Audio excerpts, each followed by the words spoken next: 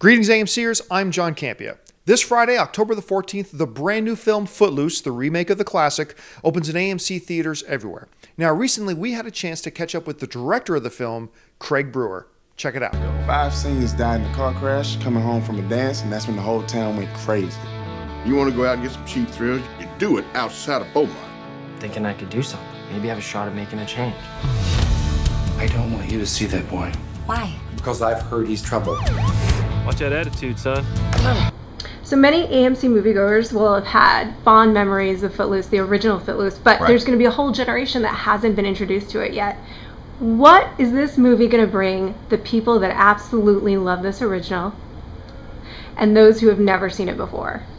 Well, I think I understand where people are skeptical, especially people who saw the original back in the day. I'm one of those people. I love Footloose. I want to protect it. I'm protective of it.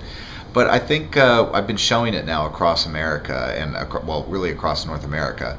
And I think what happens is people go in with their, I call them the bacon shotguns, they kind of are holding they're skeptical.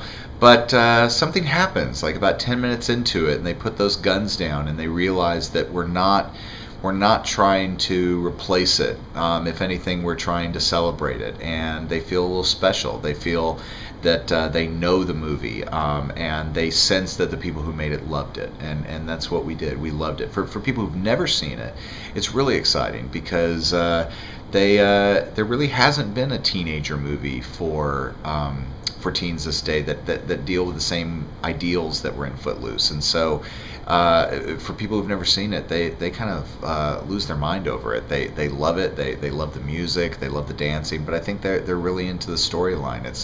It's oddly relevant to teenagers today. Well, let's talk about the music, because music is such a huge part of this movie, both of them. And so how did you work with maintaining some of the original music but updating it to fit modern taste? I felt like I had a pretty good handle of what the fans would bear. The people who've never seen it, all bets are off. Like, they're going to enjoy the music as it comes. But, I knew for fans we had to have Holding Out for a Hero. We had to have Almost Paradise and Let's Hear It for the Boy and obviously Footloose. But I also knew that just like the original soundtrack was kind of all over the place tonally. And I mean that in a good way. They had like rock music that was like Sammy Hagar singing The Girl Gets Around. But then they had love ballads like Almost Paradise. And to be honest, back in the day, Paramount was very worried about that soundtrack because it was so all over the place. Well, nowadays, kids or teenagers, they have iPods that have about 3,000 songs in it, and it's not going to all be one artist.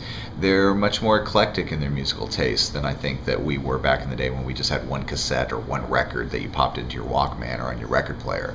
And so it was important to me to really have that kind of variety, to have some songs be covered in a country manner. Some are going to be more hip-hop, some are going to be rock and roll, and we had it all in the movie, and it doesn't feel like it's stunty or out of place. It feels regionally specific, and it feels natural. So Julianne and Kenny both had professional dancing experience. Obviously, she's a professional dancer. And you wanted to have two actors in these lead roles that could do the dancing themselves. Why was that important to you? Well, I think that audiences, I look back at the original Footloose now. When I was 13, I didn't know about all these different stunt doubles and dance doubles and everything, but now I see it, And I think that kids today, they would see it. They would know, okay, that's a dance double. I mean, it happens all the time in step-up movies, and But I really wanted to show them. I really wanted people to see Kenny doing the angry dance, him spinning on top of a car and falling off of it, And luckily, it wasn't that I set out to find dancers. That's not what happened.